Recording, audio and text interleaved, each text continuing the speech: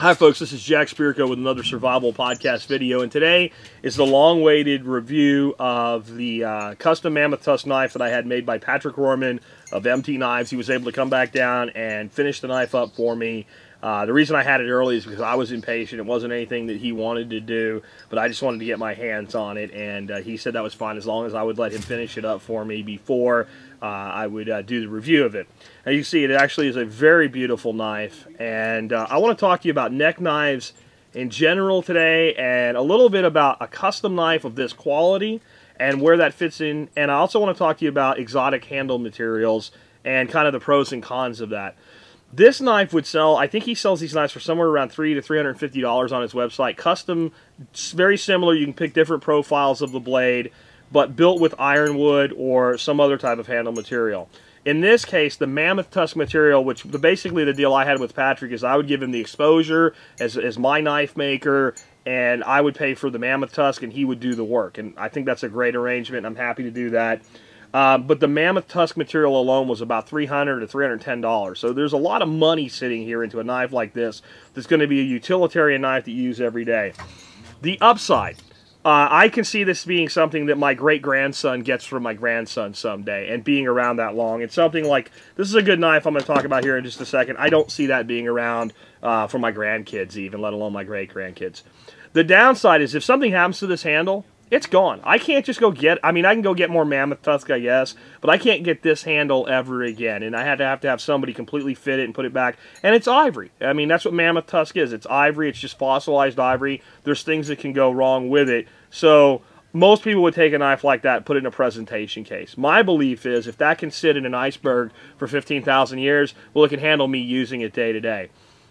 The steel on these knives, and that's really what makes them special, is a laminated steel. It's a carbon steel core with a stainless steel outside to it, and that allows you to have no worries about rust or what have you in the hardness of your stainless, but the softer carbon steel that's easier to sharpen and holds a great edge at the core. So you do have to use a little bit of oil. I personally use coconut oil. On the Mammoth Tusk, one of the things I've noticed, if I'm out working and I'm sweating and it's up against my chest, the polish almost kind of goes away. It almost kind of leaches out a little bit. I don't know what causes that. I'm assuming it's just that it's ancient material. I know that the ivory was stabilized, so it's not a stabilization issue. But what I've done is just very light coating of coconut oil again on the handle has brought the shine rate back for me, and it is a beautiful knife. What I would say to you is Mammoth Tusk or ironwood or anything else, a knife like this is a lifetime investment. And it's not something everybody can just go out, plunk the money, and buy one tomorrow. But my feelings after owning this is that it's something that everybody should eventually do, is have a knife that is a lifetime investment, an heirloom that will be handed down to your family. Can't think of a better place than MT Knives to get that done. Patrick, by the way, went to school with Murray Carter, was where he learned this knife craft. So what am I doing here? Now this might look kind of cheap because I threw a little bit of paracord on it. This is a knife made by SE Knives. It's called the Azula. And this is what when Patrick first made me a knife, he said, if you start wearing this around your neck every day, you'll wonder how you ever did without a neck knife. He was right. So occasionally I fly in these things called airplanes. And after I get irradiated by the TSA and all that other stuff, even with all that, obviously they won't let me take that on an airplane. So the only place for it to go is into checked baggage.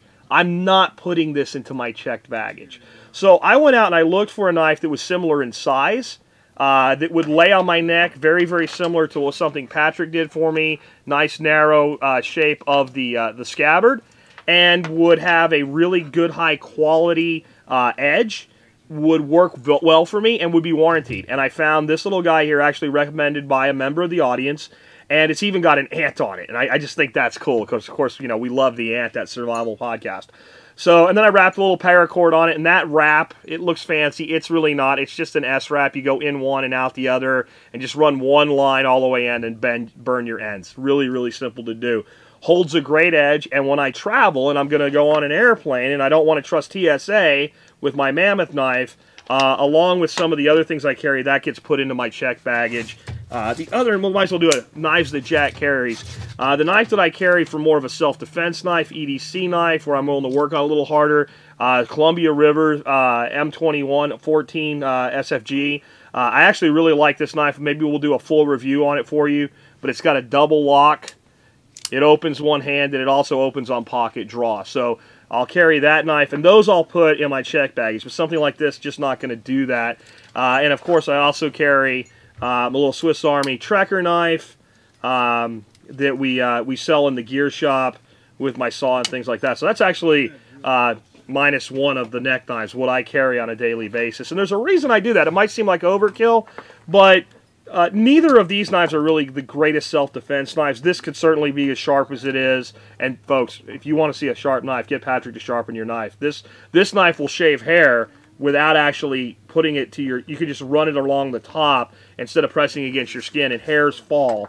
That's how sharp it is. So it's a good slashing tool, but it doesn't have a lot of depth. If you look at the difference in depth, if you ever, God forbid, had to rely on this for self-defense, it's a better tool for that.